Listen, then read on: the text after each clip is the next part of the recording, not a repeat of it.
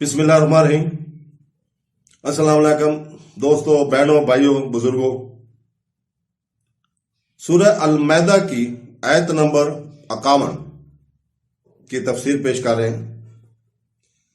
سورہ المائدہ کی آیت نمبر 51 میں اللہ تعالیٰ فرماتا ہے، جس کا ترجمہ ہے، اے ایمان والو، یہود و نصارہ کو دوست نہ بڑھاؤ، وہ صرف آپس میں ایک دوسرے کے دوست ہیں، اور تم میں کوئی ان سے دوستی رکھے گا تو وہ ان میں سے ہے، بے شک اللہ ظالموں کو ہدایت نہیں دیتا۔ یہ آیت مشہور صحابی حضرت عبادہ بن صامت رضی اللہ تعالیٰ عنہ اور مشہور منافق عبداللہ بن ابی کے بارے میں نازل ہوئی، جو منافقین کا سردار تھا۔ حضرت عبادہ رضی اللہ تعالیٰ نے فرمایا کہ یہودیوں میں میرے بہت بڑی تعداد میں دوست ہیں جو بڑی شوق اور قوت والے ہیں، اب میں ان کی دوستی سے بیزار ہوں، اور اللہ تعالیٰ اور اس کے رسول صلی اللہ علیہ وسلم کے سوا میرے دل میں اور کسی کی محبت کی گنجائش نہیں۔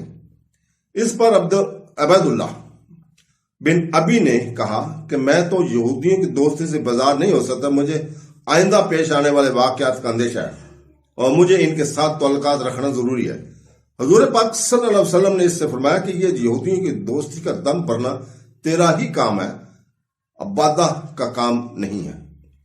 اس پر یہ آیت کریمہ نازل ہوئی۔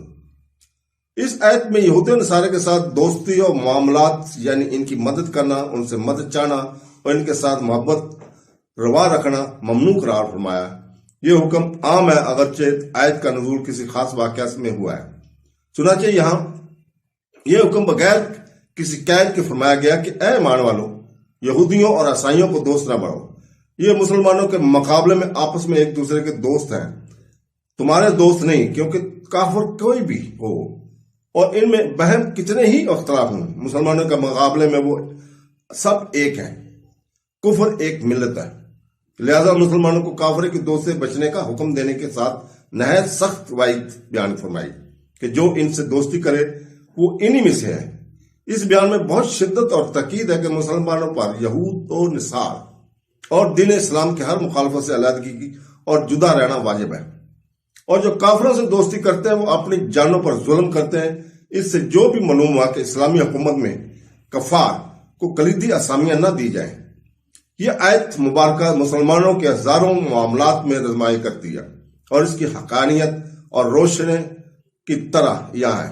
پوری دنیا کے حالات پر نظر دوڑائیں تو سمجھ جائے گا کہ مسلمانوں کی ذلت اور بربادی کا آغاز تبھی سے ہوا ہے جب آپس میں نفرت، دشمنی اور ٹوٹ پھوٹ کا شکار ہو کر غیر مسلموں کو اپنے خیر خواہ اور ہمدرد سمجھ کر ان سے دوستیاں لگائیں اور انہیں اپنوں پر ترجیح دی۔